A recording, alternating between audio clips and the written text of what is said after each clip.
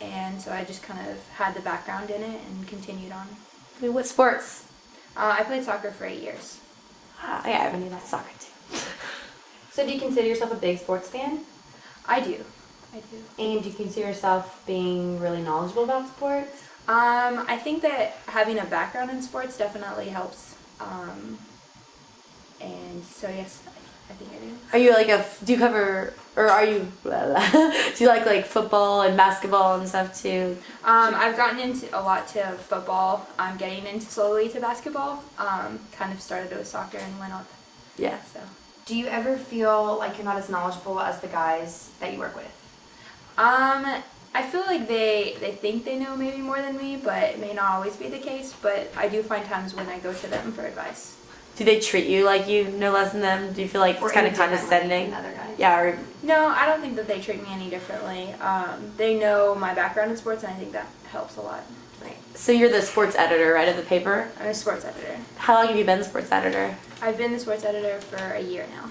How was that process? Did you was it voted, or did you apply? Was it a combination? I started as a graphic designer. My freshman year grew to a writer of the sports section, and then moved my way up to the sports editor. So it was kind of a promotion type deal, or is it like any application? Promotion type deal, yeah. So the older sports editor, Moved did he up. appoint you, or? The sports editor previously moved up, and I took his spot. So, So you're the first woman. I'm the first woman sports editor. So at how does St. it feel to Edwards. be the first woman? Does that feels just make you awesome. feel? Yeah. I'm always proud. There has been a woman editor before me, but she worked with a man, so she was a co-sports editor, whereas I'm the first only editor, women's editor. What are your responsibilities? Well, since there's not a large interest in sports, I pretty much do the writing, the photography, the design, and pretty much my whole section. Wow. So how many people work with you or under you or however you? Our staff is, I think, 10 people large.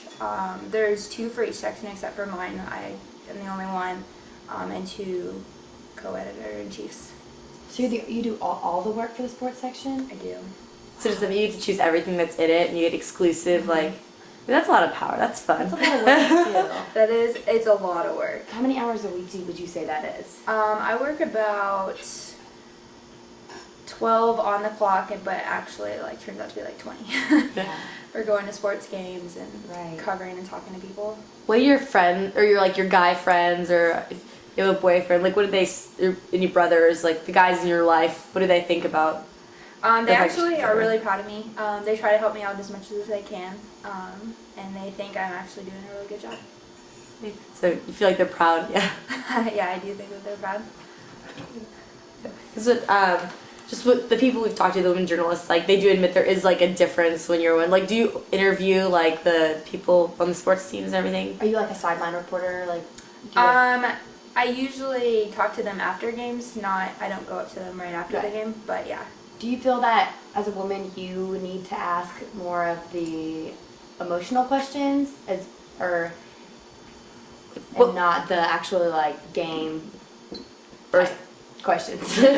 or do you just ask them all since you're the only? I think I ask them all. It's just, playing in sports, I know what kind of questions to ask, whether they're emotional or just kind of straight on. Yeah, just how'd you feel about the win? You try to cover all aspects, yeah. Who are your role models in the sports world or in the working world I look up to the guys who were sports editor before me. They're co-editor-in-chief now, and they really do help me a lot on angles to focus on. So I definitely look up to them. How do they choose you? Do they just they seem you just kind of they're trying to help you out as much as possible, or Yeah, I mean, since I do everything for my section, they know I have a lot on my shoulders, and so they try to help me out whenever I can and offer to do things whenever I need. So, help you out? yeah, That's crazy. You do the whole section basically.